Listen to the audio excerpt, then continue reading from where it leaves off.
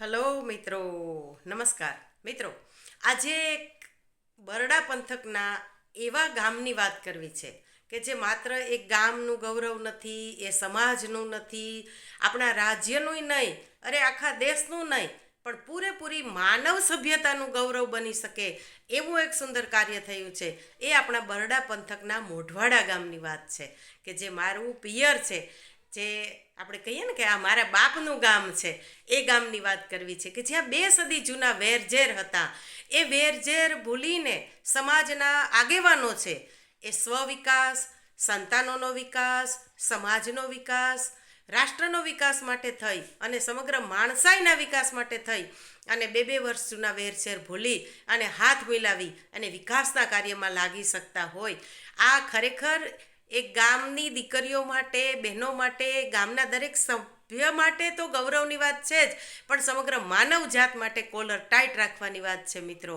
કે આ સમાજમાં અત્યારે આવા સમયમાં પણ આવા લોકો છે કે જે સમાજને નવો રાહ બતાવી શકે મિત્રો.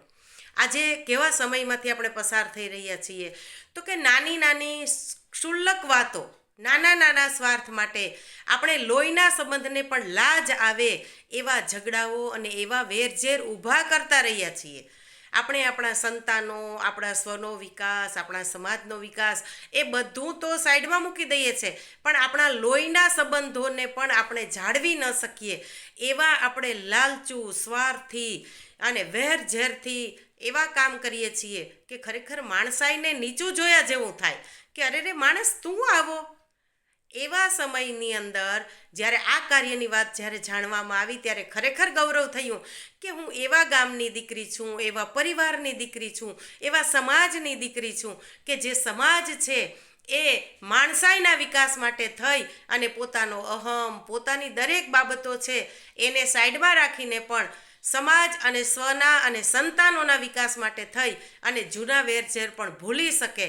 ત્યારે આપણને વિચાર આવે કે તો પછી આપણે આવા લોકોના વારસદાર થઈને નાની નાની બાબતો માટે આપણે લોહીના સંબંધને લજાવી નાખીએ, એવા વેરઝેર ઊભા કરીએ અને ક્યાંય સંતાનોને ભેગા પણ ના બેસવા દઈએ. આવું કાર્ય કરતાં આપણને ખરેખર ખચકાટ થવો જોઈએ.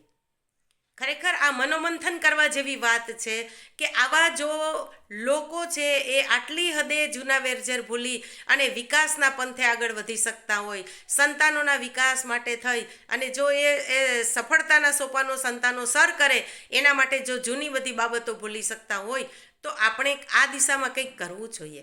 અને મને ખરેખર ગૌરવ થયું કે હું એ ગામની દીકરી છું. ઘણીવાર આપણે એવું કહેતા હોઈએ કે આ તો મારા બાપુજી છે, આ તો મારો ભાઈ છે. તો જે મારો બાપ છે, જે મારો ભાઈ છે, જે મારો સમાજ છે એને લાંછન લાગે, એની ઇજ્જતને ધક્કો લાગે, લોકો છે એ એના વિશે નબળી વાતો કરી જાય, એવું કામ હું કેમ કરી શકું?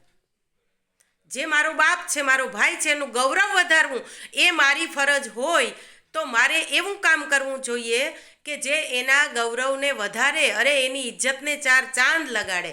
નહીં કે મારે એવું કામ કરવાનું કે લોકો થૂ થૂ કરે કે અરે રે આ માણસ તો કેવા સારા હતા, આ પૂર્વજો, આ વડીલો તો કેવા સારા હતા, પણ આ એના સંતાનોએ તો જો આ એની બધી આબરૂ ધૂળમાં મેળવી દીધી.